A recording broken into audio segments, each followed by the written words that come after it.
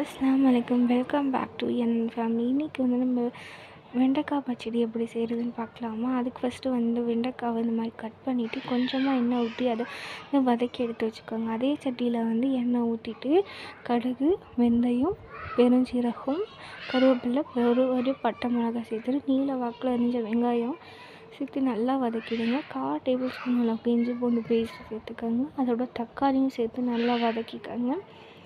வதக்கினதுக்கப்புறமா இப்போ நம்ம மஞ்சத்தூள், மிளகாத்தூள், குழம்பு மிளகாய்த்தூள், தனியாத்தூள்னு சொல்லுவாங்க, இது 3த்தையுமே எல்லாம் சேர்த்துட்டு கொஞ்சமாக உப்பு தேவையான அளவுக்கு சேர்த்துட்டு வெண்டைக்காவையும் நம்ம இப்போ உள்ளே போட்டுடலாம். வதக்கி வச்சுருந்தோம்னே அந்த வெண்டைக்காயும் உள்ளே போட்டுட்டு இதோட நம்ம இதை கிளறி விட்டுட்டு புளி கரைச்சி வச்சுக்கலாம். கொஞ்சமாக புளி, அதாவது ஒரு 1/2 நெல்லிக்காய் சைஸ் புளி சேர்த்திட்டு அதை கரைச்சி வச்சுருங்க. இப்போ இது நல்லா வதங்கினதுக்கப்புறம் புளி கரைச்சல் அந்த தண்ணியும் உள்ளே சேர்த்துருங்க. தண்ணி நல்லா உள்ளே சேர்த்து கொதித்து சுண்டி வரணும். இந்த வீடியோ உங்களுக்கு பிடிச்சிருந்துச்சுன்னா மறக்காமல் என்னோடய சேனல் சப்ஸ்கிரைப் பண்ணி வச்சுக்கோங்க.